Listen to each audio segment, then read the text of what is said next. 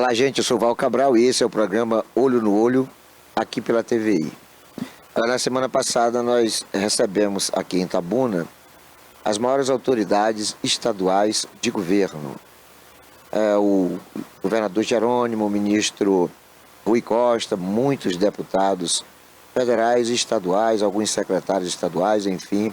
Itabuna se transformou em 2 dias da semana passada, mais notadamente quinta e sexta, na capital baiana da governança. E eu participei de alguns eventos, inclusive houve na sexta-feira à noite um jantar numa churrascaria aqui da cidade e eu estive lá. Aproveitei a oportunidade, conversei com o governador, conversei com diversas personalidades que têm tudo a ver com coisas que a gente tem que possuir aqui em Itabuna. Itabuna é uma cidade que já teve coisas que não vão voltar.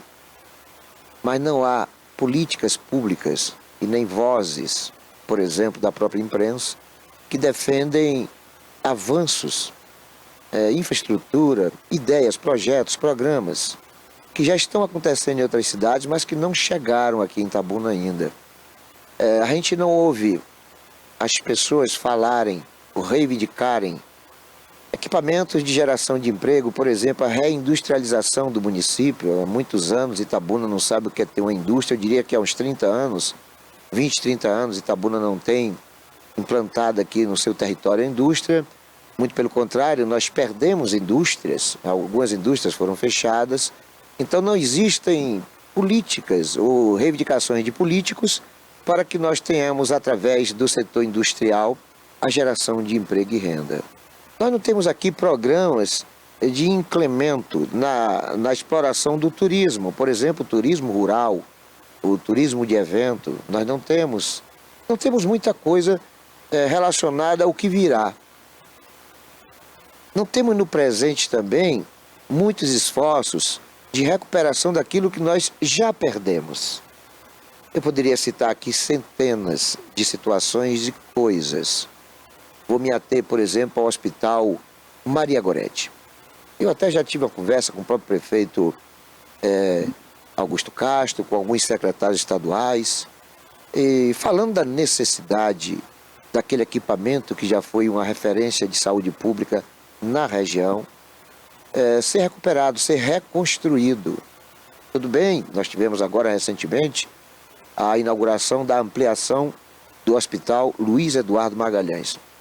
Aplauso para o governador, para o prefeito, para todos que direto ou indiretamente estiveram envolvidos nesse serviço, ou nesse ganho para a melhoria da qualidade dos serviços de saúde em Itabuna e na região do Cacau. Parabéns. Mas é óbvio que nós não podemos permanecer com aquela estrutura aos escombros daquilo que foi anteriormente uma excepcional referência de atendimento à saúde pública. Inclusive, uma certa feita, eu tive um problema de saúde e foi lá, no Maria Goretti, que eu fui atendido, muito bem atendido, e me recuperei. Então, nós perdemos o Hospital Maria Goretti e não existem falas, não existem reivindicações propositando a recuperação ou reconstrução daquela unidade hospitalar. Nós tivemos também aqui o Museu do Cacau, o único museu de Itabuna. Ou melhor, o Museu do Cacau, o Museu Casa Verde, quero fazer essa retificação, Museu Casa Verde. Não temos mais. O museu está de portas abertas, ou melhor, de portas fechadas, e o acervo, eu não sei se ainda permanece em seu interior, mas perdemos o funcionamento do Museu Casa Verde. Como perdemos também a casa do Jorge Amado, em Ferradas. Perdemos a casa de Jorge Amado, que ilustrava tudo aquilo que pertenceu a um passado do melhor e maior nome literato da história dessa região, quiçá do país. Mas ali funcionava um espaço cultural com auditórios, com exposições de móveis, de peças e utensílios que pertenceram a Jorge Amado e sua família quando ele residiu aqui em Ferradas, em Itabuna. Perdemos também teatros, né? Perdemos Teatro Amélia Amado, Teatrinho ABC, E eu me recordo, o Teatro ABC funcionava ali onde hoje onde é a Praça Camacan, né? Posteriormente funcionou ali uma sorveteria, mas ali tinha um teatro.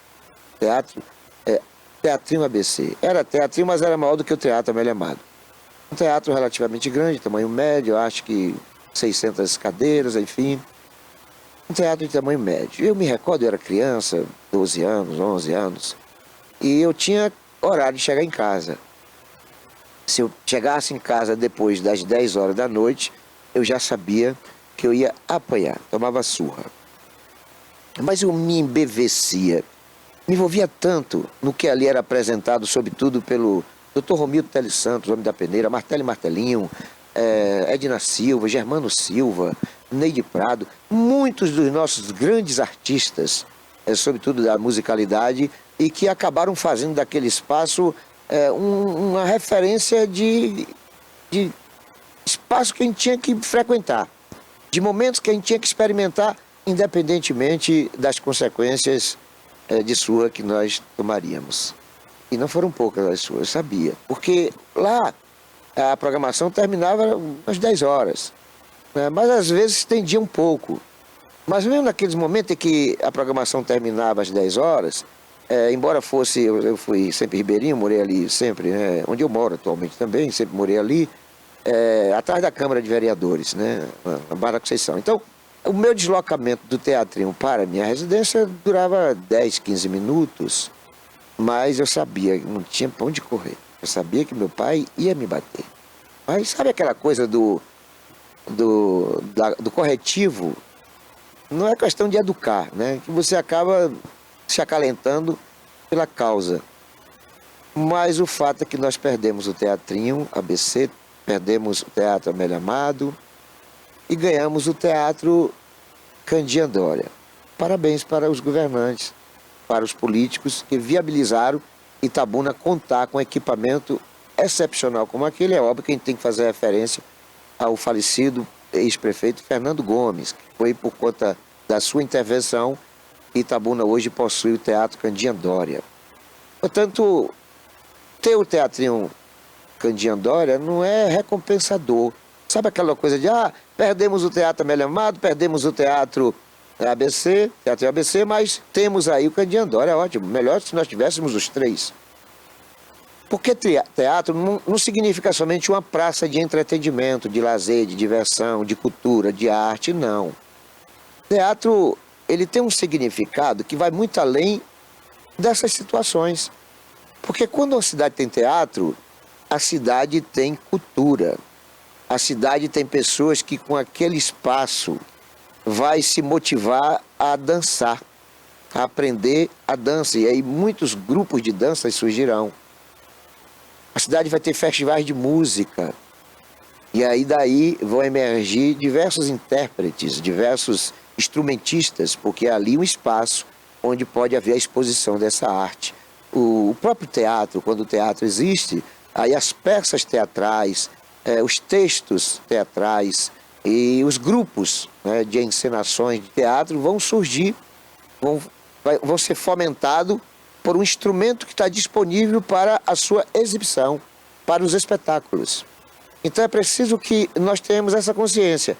Não é por conta de nós termos ganhado o Teatro Candiandória que nós não devamos lamentar a extinção dos outros teatros que tivemos. Tivemos cinemas. Itabuna teve um momento de possuir 7 cinemas. E eu me recordo, aí também na minha época infanto-juvenil, acho que eu de 12, 13 anos, se não me engano, o primeiro filme que eu assisti foi Gil, Como Te Amo. Um filme italiano. E até hoje eu não entendo como é que a pedagogia daquele momento identificou aquele filme como compatível para uma criança de 9, 10, 12, 13 anos. Não entendi. Filme romântico, bonito, muito bonito, lúdico, ingênuo e tal, mas mesmo assim acho que é incompatível para aquela faixa etária. Mas eu fui. Eu fui ao cinema, eu estudava no Lúcio Oliveira, Colégio Lúcio Oliveira, e lá nós nos deleitamos com o primeiro filme que eu assisti na minha vida. Primeira vez que eu fui a um cinema. tudo muito memorável, tanto que até hoje, né, são momentos que eu não consegui esquecer e que nem quero esquecer. Então nós tínhamos aqui muitos cinemas. Perdemos os cinemas, né? Perdemos cinemas para a igreja, perdemos cinema para a escola, perdemos cinemas para os escombros, porque as salas foram destruídas, enfim. Mas também nós temos aqui o Shopping Center, que tem cinema, com o advento da internet, enfim, o atrativo do cinema perdeu muita importância, mas eu também sou da teoria de que nós não deveríamos ter perdido, né? Deveríamos ter ganho o cinema a sala, né? do cinema do Shopping Center, mas que permanecêssemos, pelo menos com 2 ou 3 daqueles outros que ali existiam. Não tivemos recuperação desse material, né? Dessas peças. Então perdemos muita coisa. Mas aí, para não dizer que a gente somente critica, que a gente fica aqui lamentando as coisas que já perdemos, a gente também atua no sentido de trabalhar para que algumas coisas sejam recuperadas daquelas que já perdemos. E aí eu aproveitei, na semana passada, eu fui cerimonialista de um evento ocorrido na Câmara, inclusive a Câmara superlotada, com a participação de algumas autoridades, dentre elas a deputada Rogéria, deputada do Partido Republicano. A deputada, na hora da minha fala, ouviu minha reivindicação. Eu disse para ela que a 50 a 60 metros daquele local existia um rio chamado Cachoeira. E o vocábulo existiu, se aplicava assim à realidade, porque o rio deixou de existir. Era um rio onde existiam lavadeiras, areeiros, pessoas que viviam dele, né, pescadores, e eu não me esqueço de que muitas vezes eu me degustei do acari, porque havia uma produção muito grande de pescado de acari no rio Cachoeira. E na ponte do Bar da Conceição existiam ali 4, 5 bancas do peixe que o pescador ela pescava e levava para a ponte para venda. E meu pai, muito generoso, meu pai muito legal, sempre levava o acari para minha mãe preparar. E minha mãe era uma exímia arte culinária. Então nós nos alimentamos do acari. E nós nos banhávamos no rio Cachoeira, eu e meus 5 irmãos. Nós tomávamos banho no rio Cachoeira de domingo a domingo, todos os dias. Aqueles que estudavam de manhã se banhavam à tarde e vice-versa. Então o rio Cachoeira era um lazer para nós jovens. Tanto que a gente deixou de tomar banho no rio depois que houve uma fatalidade, né? Nós todos da Rua Santo André, Rua do Prado, ali nas imediações do Conceição, e muita gente vindo do bairro de Zizo, do bairro Pedro Jerônimo, então, do bairro São Pedro, da Vila Zara, e aí juntava aquela meninada, né? E uma certa feita morreu uma garota ali, na chamada Pedra dos Homens, que ficava no meio da Ponte do Velhaco, que hoje é submersa. E uma menina muito linda, do cabelão, e aquilo nos impactou bastante. E depois da morte dessa garota, a gente nunca mais voltou a tomar banho no Rio de Janeiro, no rio Cachoeira. Ocorre que logo depois, coisa de uns 2, 3 anos depois, o rio foi se deteriorando, foi sendo transformado em esgoto a céu aberto. E hoje a situação é degradante. O rio está morto. O rio praticamente não tem vida. Você não vê mais no rio os areeiros, as lavadeiras, você não vê mais os pescadores, porque o rio é fétido, o rio é poluído. Toda a bacia hidrográfica do rio Cachoeira está, infelizmente, em condições proibitivas de banho humano. Eu aproveitei tudo isso para reivindicar da deputada uma intervenção junto à DENOC, ao Ministério da Infraestrutura, enfim, ao governo federal, porque esse é um assunto do governo federal, para que houvesse o seu empenho para que nós recuperássemos aquilo que perdemos. Então nós estamos vivendo, não é de lutar pelas coisas que não temos. A nossa luta é mais no presente de recuperar aquilo que nós tivemos. Mas poucas pessoas fazem isso aqui em Itabuna. As pessoas se agradam porque o governador trouxe equipamento de hemodiálise. Beleza, ótimo, parabéns ao governador. Mas nós não temos aqui um hospital, unidade referencial para pacientes vítimas de queimaduras, politraumatizados. Nós não temos, porque quando acontece algo parecido com isso, a vítima, o acidentado, é conduzido a um hospital de base, que mesmo com essa ampliação, vai o paciente se deparar com a situação quase que de impossibilidade de ser atendido. Por conta de que há um paradoxo nessa situação. A situação da saúde é tão ruim, a saúde está tão sucateada, que quando há uma ampliação do hospital, a gente fica até temeroso. E eu vou dizer por quê. Itabuna, até a semana passada, possuía apenas 19 leitos de UTI no hospital de base, só 19. Com o advento do que fez o governo do estado, Itabuna passou a ter mais 20 leitos, ou seja, 39 leitos. Aí você vai, mas legal, agora sim a situação vai estar confortável, mais segura, as pessoas vão ter o atendimento mais emergencial, mais rápido.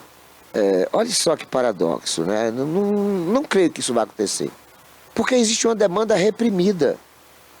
A situação até semana passada era dos médicos serem quase que condicionados a escolher quem ele queria salvar, é quem ele queria que morresse. Tanto que pacientes com mais de 85 anos, 90 anos, entram numa situação muito preocupante de vulnerabilidade quando disputa a vaga, por exemplo, com um rapaz de 18 anos, de 20 anos. Aí vai caber, porque os dois precisam daquele equipamento, mas só tem um equipamento. Existem dois pacientes, um dos dois vai morrer. Porque sem aquele equipamento não vai haver oxigenação do paciente, não vai haver o tratamento do paciente, não vai ter como operar ali uma forma de livrar da morte o paciente. Então o médico tem diante dele um paciente com 90 anos, paciente até por doença natural. E surge repentinamente um paciente vítima de um atropelo, vítima de um acidente automobilístico, motociclista, enfim, de uma queda, de um tiro, de uma facada. Surge ali um paciente para tratamento emergente. O que é que o médico vai fazer? Você que está nos prestigiando com a audiência, no lugar do médico, qual seria a sua conduta? Você salvaria o paciente de 90 anos, que já vem doente há algum tempo e cuja perspectiva cronológica de vida diria que seria de mais 15 ou 20 anos?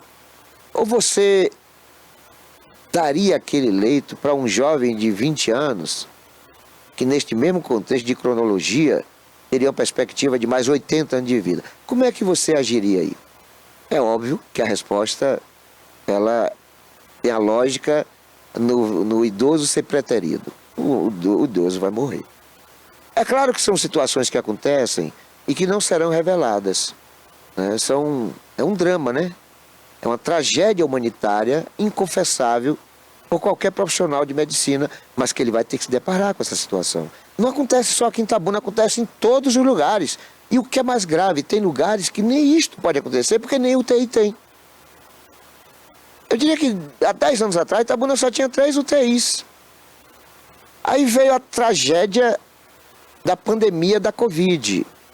A Itabuna saiu de 3 para 13, ganhou-se 10 UTIs ali. Depois ampliou-se mais 6. Itabuna acabou com 19. Antes da Covid, Itabuna só tinha 3 leitos. Itabuna, vírgula. O hospital hospital regional, o hospital Magabelém. Hospital regional Luiz Eduardo Magalhães. Pronto.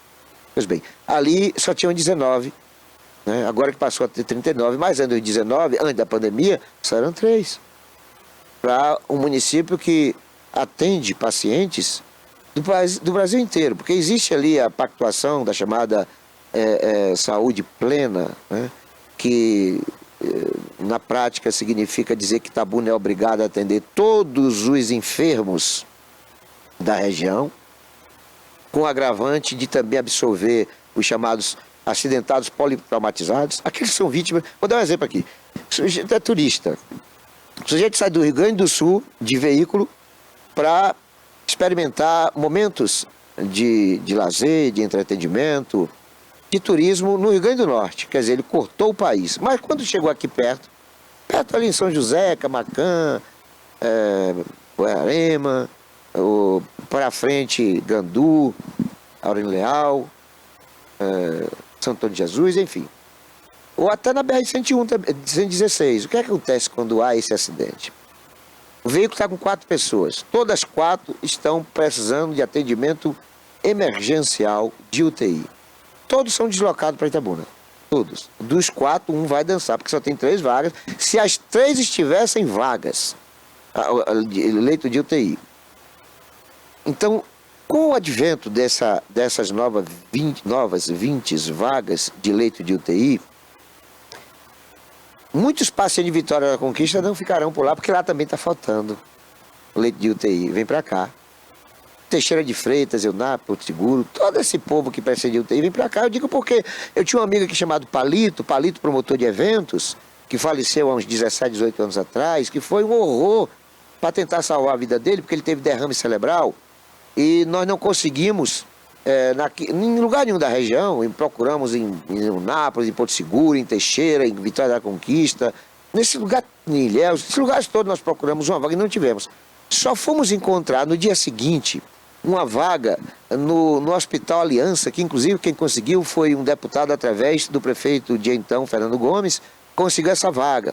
E aí quando estava no preparativo para conseguir um transporte de UTI aéreo, ele infelizmente sucumbiu, não resistiu e faleceu por conta da falta de uma unidade ou de uma disponibilização de leito de UTI. Morreu Palito, né? Como morreram muitas centenas de outras pessoas por falta dessa unidade especializada. Então, olha só, né? Então, com a ampliação dessas vagas, todas essas cidades, né, acabaram vindo para cá, tendo que contar para não acontecer acidente, ou não acontecerem acidentes vitimando pessoas de outros estados, de municípios e estados que não são pactuados com Itabuna. Porque a Constituição obriga o município que tem um hospital e até um posto de saúde a atender o paciente. Em qualquer lugar, se você sai de Itabuna e vai para Rio Grande do Sul, Rio Grande do Norte, e lá você tem um acidente, em qualquer unidade hospitalar ou de saúde pública, uma unidade de posto de saúde, aquela unidade não pode lhe recusar. Tem que ser atendido. Só que um paciente de UTI é muito caro. A diária de um hospital com paciente de UTI é coisa de 5 a 8 mil reais. E um paciente de UTI nunca fica lá menos de 15 dias. Olha só o custo que o município paga para um serviço que é prestado a quem não tem retribuição. Porque se um paciente de Boiarema, de Itapé, de Quaraci, de Itajuípe, de uma cidade pactuada com Itabuna na saúde plena, for atendido no hospital, o município de origem paga por conta da pactuação. Mas Canoa no Rio Grande do Sul vai fazer isso? Não vai, né? Barbacena em Minas Gerais vai fazer isso com os seus moradores que aqui são acidentados? Não vai. Então, essa coisa da Interrecuperado, parte de algumas coisas, a gente tem que avaliar que as perdas foram ampliadas, estão em quantidades maiores do que o que a gente está tendo, até porque a população cresceu bastante. Nós tínhamos... Itabuna oscila muito, tem momentos que Itabuna cresce demais, né, demograficamente, depois reduz. Agora mesmo nós perdemos 18 mil habitantes nos últimos 12 anos. Mas logo aí vem agora mesmo com o advento da FIOL e Porto Sul, né, que vai descambar lá em Ilhéus, mas Itabuna será uma das cidades mais beneficiadas, com perspectiva de dobrar de população em 3 a 5 anos. Dobrar. Imagina uma cidade com 200 mil habitantes, passar até 400 mil habitantes, né? Como é que essas pessoas vão conviver com as deficiências e negligências da infraestrutura, dos serviços públicos? É uma coisa meio temerosa e que também está nos preocupando nesse projeto aí da FIOL. Né? Então, são muitas coisas acontecendo em Itabuna e deixando de acontecer, porque as coisas que nós perdemos, nós não estamos recuperando. E as coisas que estão vindo não estão compensando as perdas que tivemos. E o momento presente não tem sido de reivindicação, não tem sido de de você ter a perspectiva de, no futuro próximo, você ter, por exemplo, a reindustrialização da cidade para gerar emprego e renda, porque nós estamos também vivendo um momento muito vulnerável na área de violência, né? Porque nós temos algumas facções criminosas, são 3 facções criminosas em Itabuna, que têm um poder de comando sobre a cidade muito maior do que o 15º Batalhão da Polícia Militar, que é outra situação que nos envergonha e que nos deixa sem compreender como é que o Estado se submete a ser submisso, né? A ser subalterno, né? a facções criminosas. Bandido não pode mandar numa cidade. Quem manda na cidade é o Estado de Direito, é o Estado de intervenção policial, judicial. Portanto, tem muita coisa acontecendo em Itabuna com poucas pessoas pleiteando a sua recuperação. Tem muito show pirotécnico para pouca realidade. Tem muita propaganda enganosa para pouca realidade. É preciso que nós manifestamos a nossa indignação diante deste fato. Nós vamos a um breve intervalo, a coisa muito rápida, é um pelar e um pecar.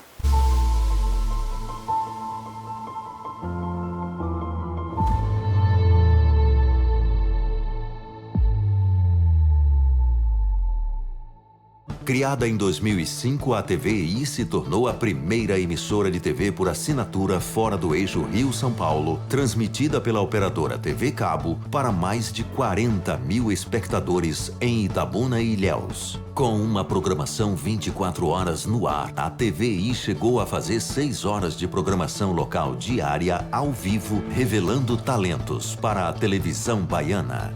Inserida na Lei do Cabo, a TVI passou a integrar o seleto grupo de TVs com programação qualificada junto à Ancine e contribui com a capacitação do mercado audiovisual da Bahia para a captação de recursos para a produção de minisséries, reality shows, documentários e outros produtos de entretenimento para as mais variadas plataformas. Equipada com estúdios de áudio e vídeo e modernas ilhas de edição, a TVI também está preparada para trabalhar no jornalismo factual local, inclusive utilizando sua unidade móvel SDNG. Passando agora por uma reestruturação, a ação programadora detentora do canal TVI se prepara para transformar o sul da Bahia em um polo de teledramaturgia, movimentando o mercado do audiovisual da Bahia. TVI é da Bahia, é da gente.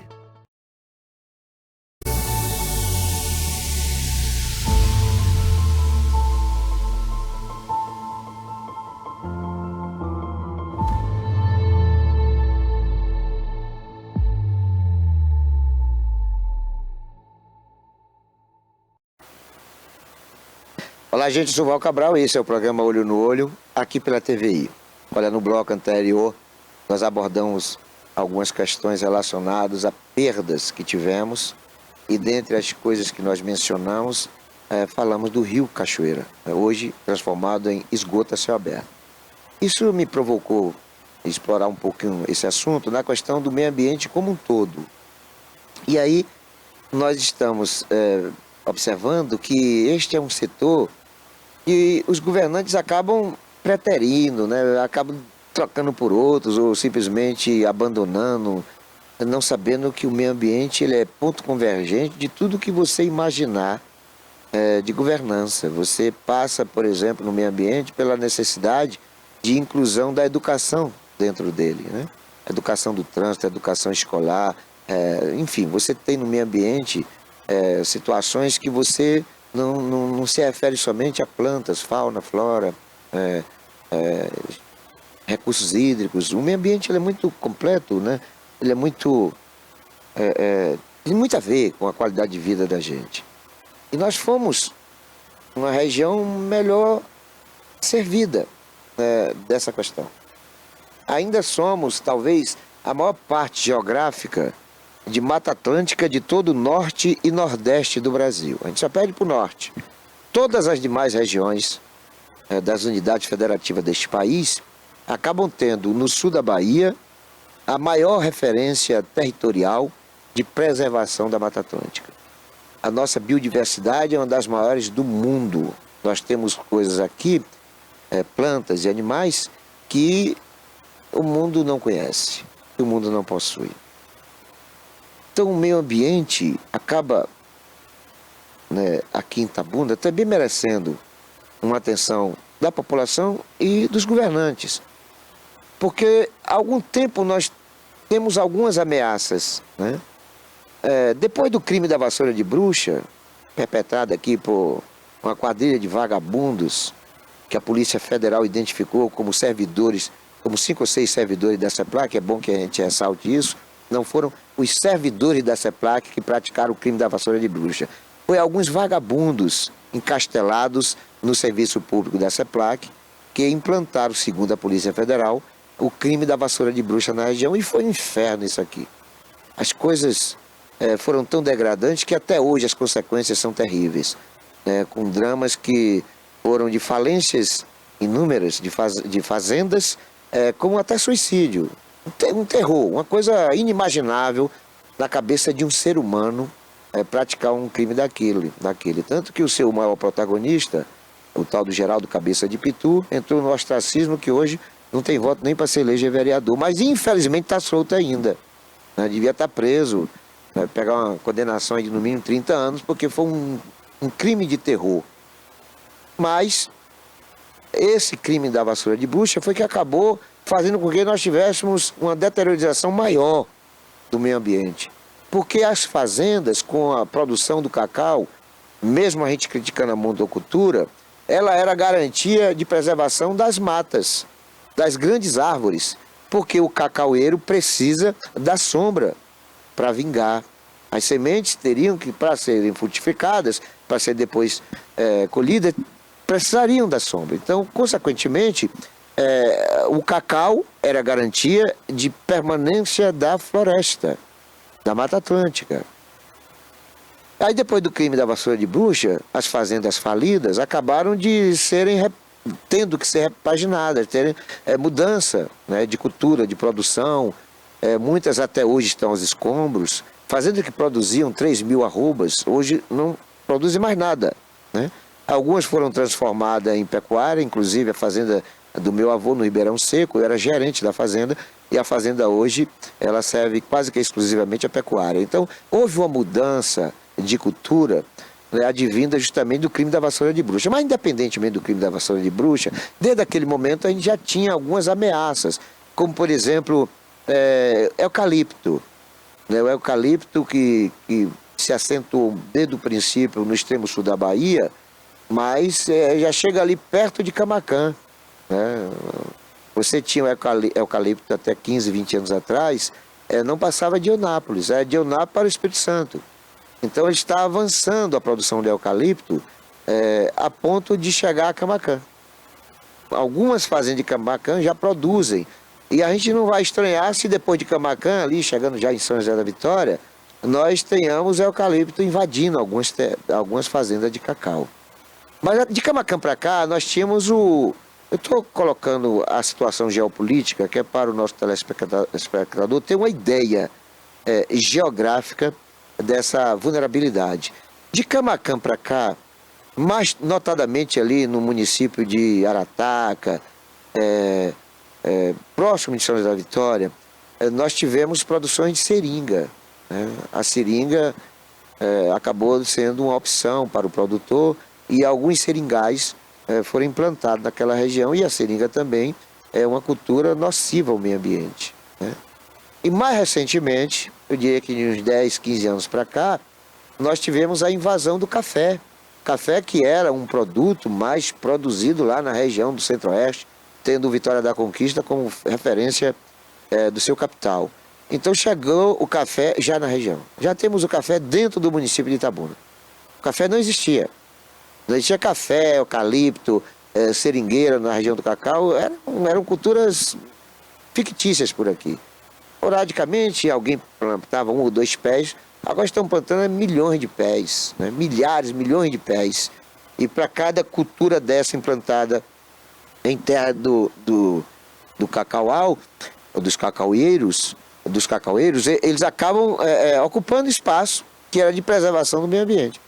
Então não temos também políticas públicas de preservação, não temos, algumas fazendas foram transformadas em hotéis rurais, hotéis fazendas, algumas, que conseguem ali, né, manter a Mata Atlântica do espaço, até porque um dos atrativos para quem frequenta esse tipo de estabelecimento hoteleiro é justamente desfrutar da Mata Atlântica. Então, o que o proprietário oferece é justamente aquilo que ele vai ter que preservar, que é a Mata Atlântica.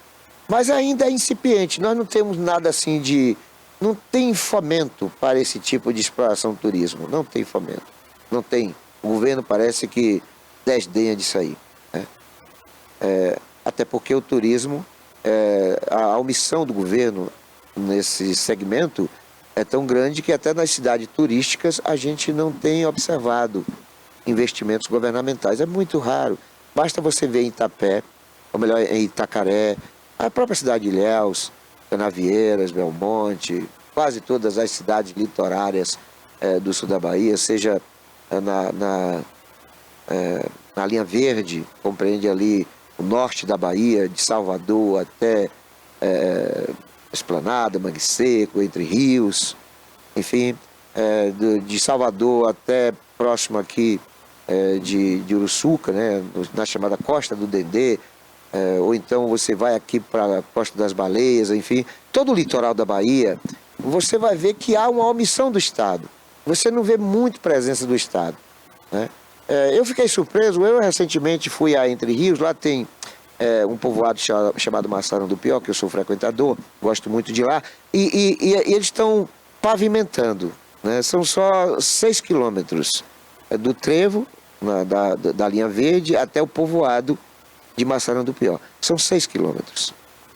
Eles estão pavimentando. Pavimentaram já a área urbana do povoado e estão terminando de todo o asfalto. Então, tem alguns lugares que o governo tem ido, né? O governo tem marcado presença.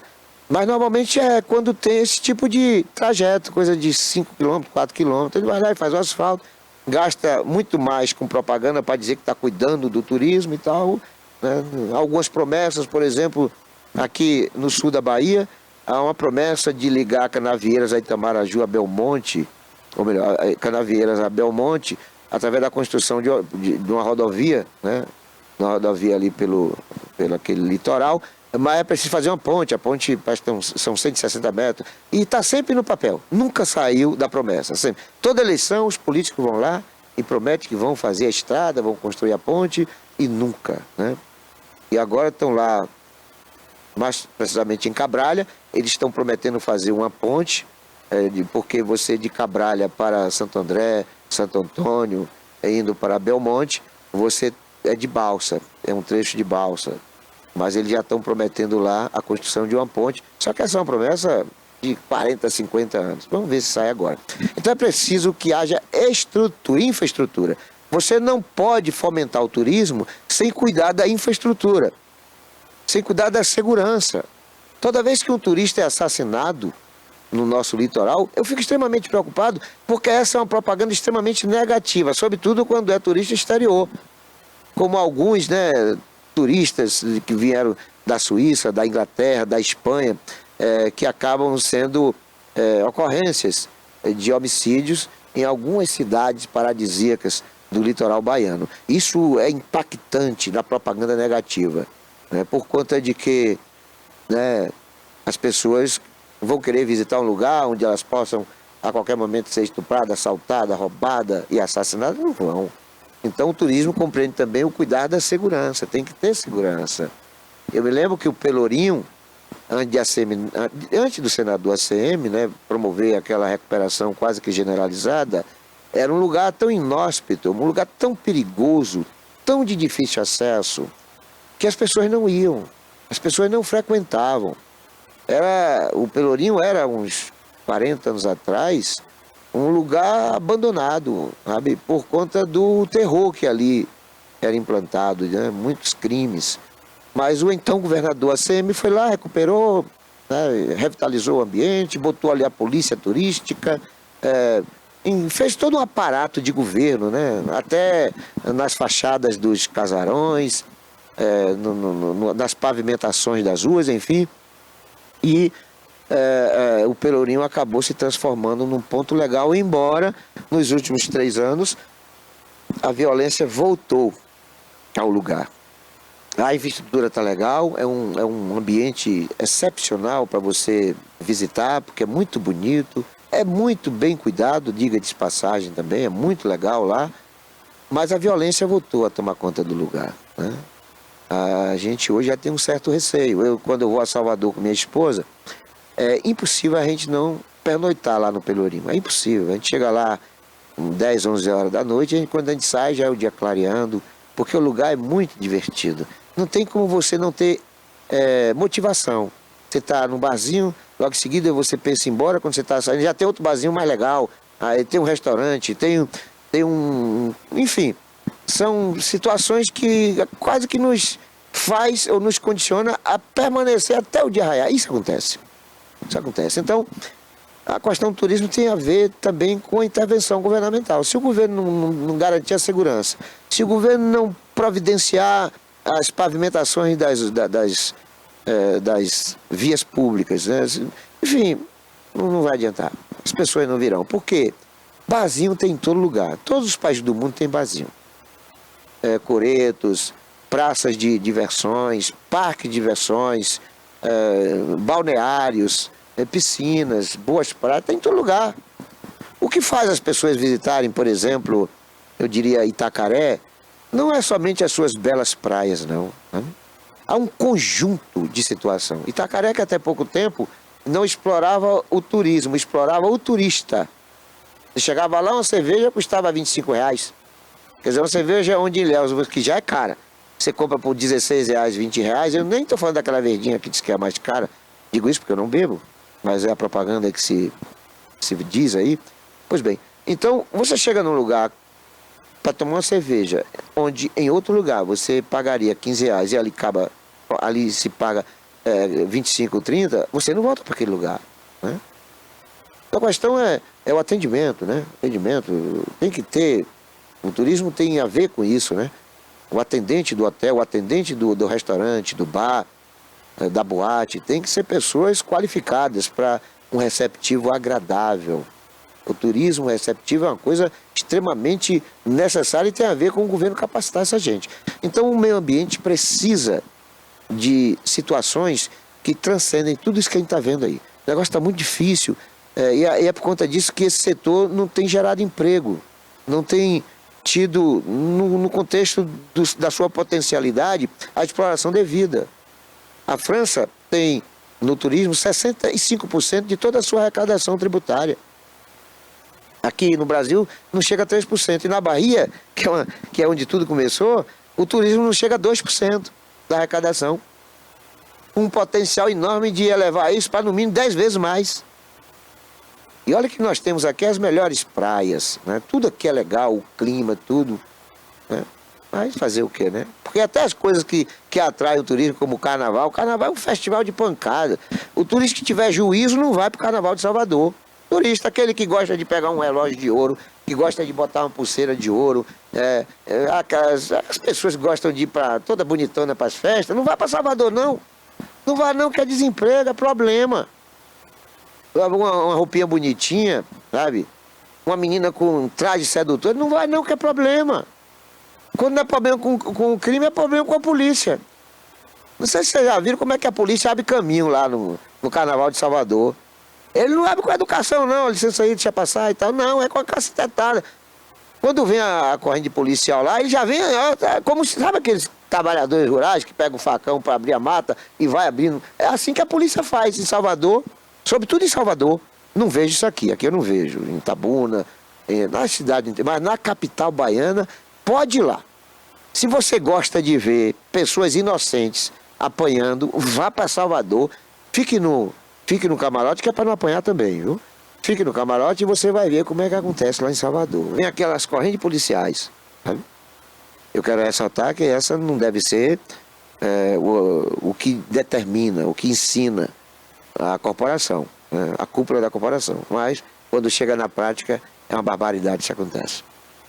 Nós vamos a um breve intervalo, é coisa muito... eu gostaria que você prestasse atenção nos nossos anunciantes, que são eles que garantem a manutenção dessa que é a única televisão local, a única, pertencente a Itabuna, ao sul da Bahia, é a TVI. As outras são retransmissoras. Aqui é uma TV itabunense, para o sul da Bahia, para o Brasil, para todo o país. Vamos a um breve intervalo, a coisa é muito rápida, um P lá e um PK.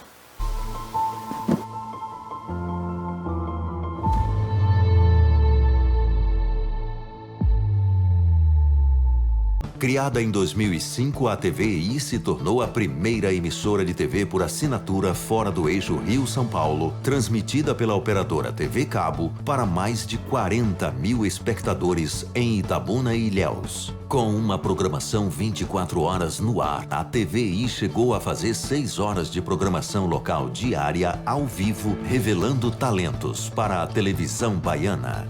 Inserida na Lei do Cabo, a TVI passou a integrar o seleto grupo de TVs com programação qualificada junto à Ancine e contribui com a capacitação do mercado audiovisual da Bahia para a captação de recursos para a produção de minisséries, reality shows, documentários e outros produtos de entretenimento para as mais variadas plataformas. Equipada com estúdios de áudio e vídeo e modernas ilhas de edição, a TVI também está preparada para trabalhar no jornalismo factual local, inclusive utilizando sua unidade móvel SDNG.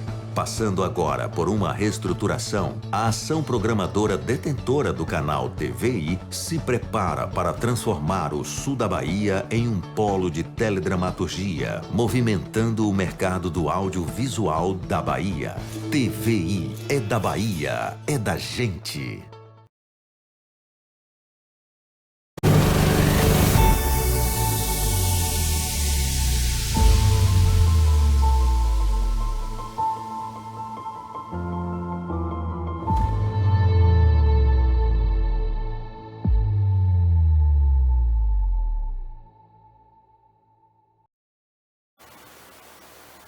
Olá, gente, eu sou Val Cabral e esse é o programa Olho no Olho, aqui pela TVI. Olha, a gente aqui não tem pauta, né? A gente desenvolve um trabalho aqui muito ao sabor das circunstâncias.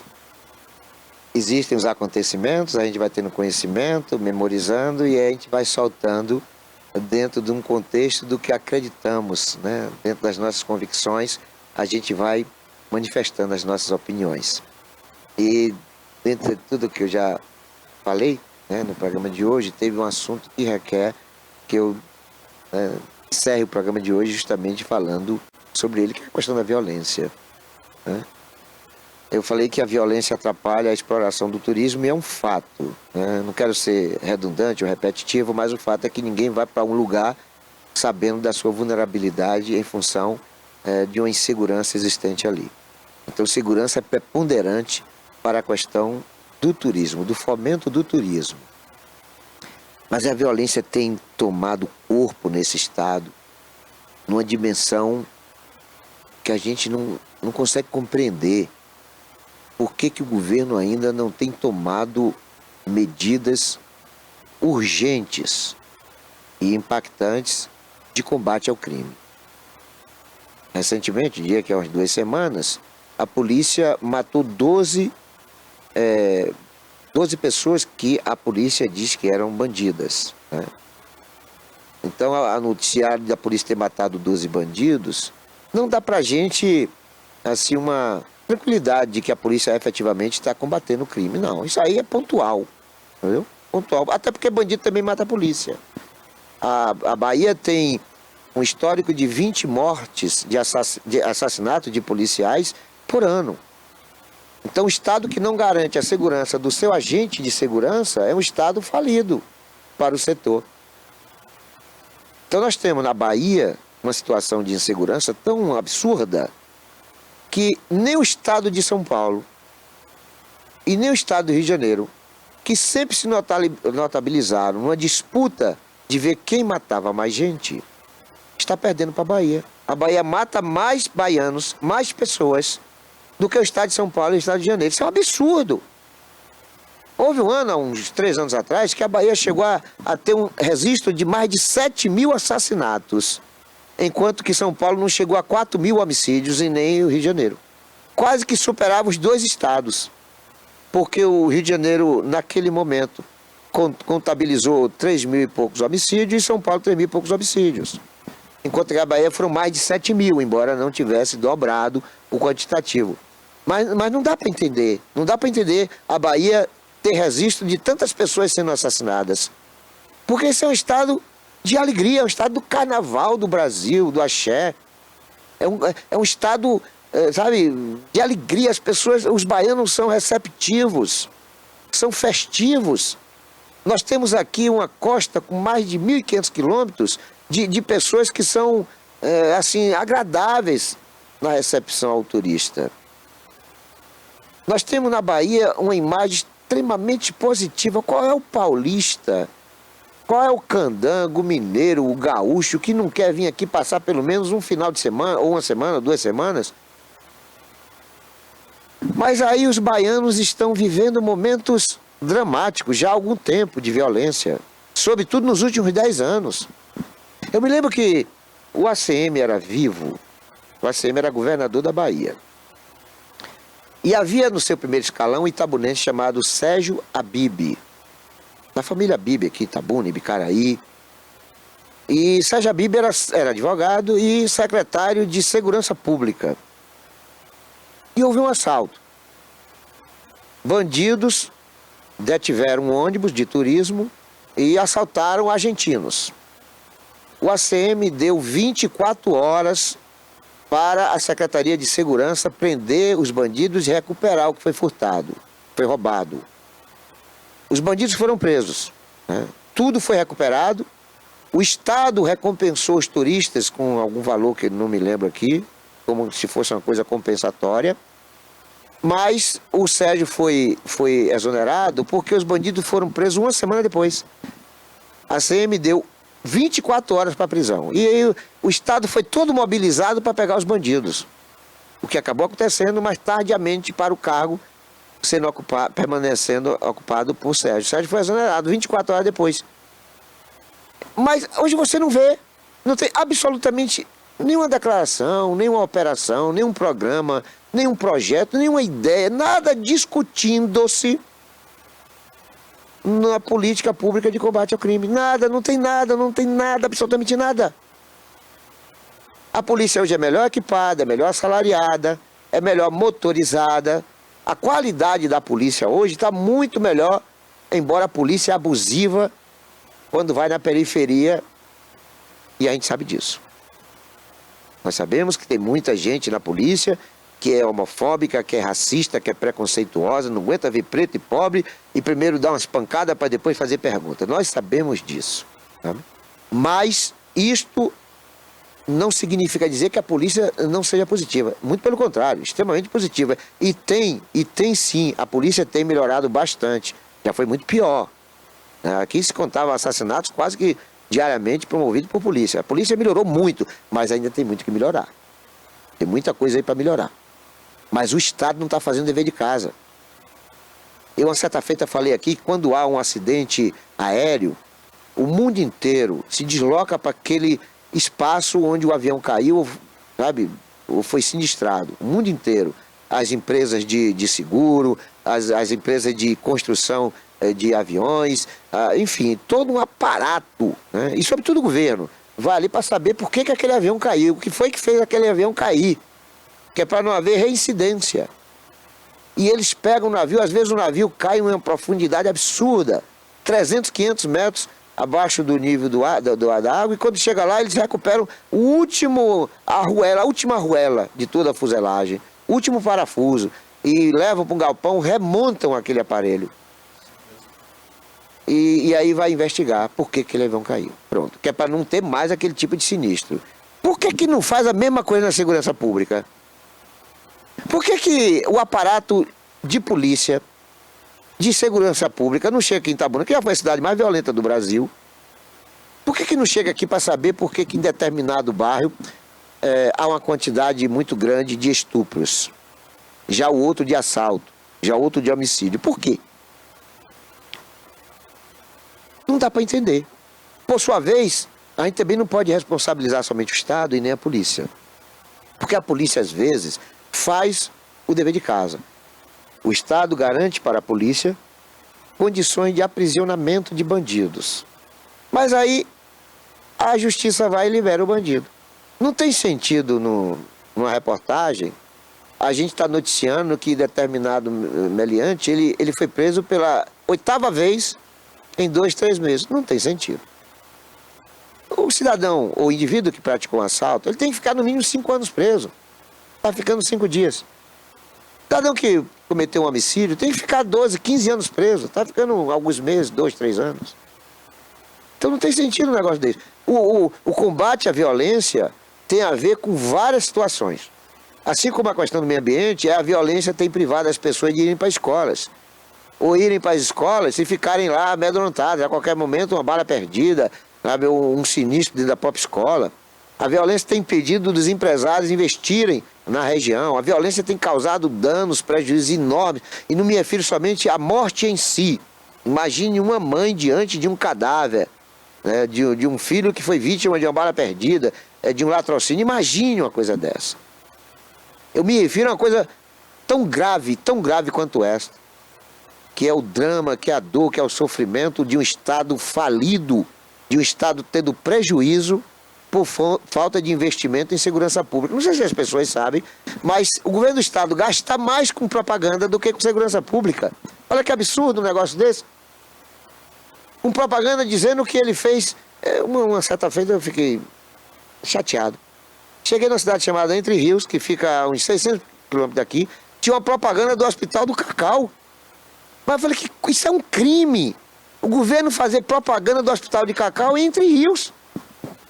Sendo que em qualquer cidade, qualquer mototaxista, qualquer taxista, qualquer Uber, qualquer profissional, policial, vigilante, se você perguntar onde é que fica o hospital, que normalmente só tem um hospital, no local ou aonde você está, nas imediações, e ele vai dizer onde é que fica. Então não precisa o governo fazer propaganda de hospital. Não há necessidade. O que o governo precisa é investir em segurança pública, que é para nós termos estudantes com mais tranquilidade indo e vindo à escola, para nós termos mais turistas entrando no estado, para ter mais implantações de indústrias e de estabelecimentos comerciais, porque do jeito que está, a Bahia está perdendo muito. E nós somos um estado espirituoso, um estado alegre, um estado feliz. O governo do estado não pode nos causar esse constrangimento das pessoas não virem à Bahia porque não estão se sentindo seguras. Portanto, é assim que a gente encerra o programa de hoje, agradecendo a todos, sempre essa generosidade de nos prestigiar com a audiência. Gostaria também que vocês acompanhassem a programação dessa TV que é nossa. É uma TV genuinamente subaiana e itabunense. É a região do Cacau contemplada com a única estação de TV que produz seus próprios programas, tá bom? Muito obrigado, fiquem todos com Deus e não se esqueçam jamais de que Jesus é o caminho, a verdade e a vida.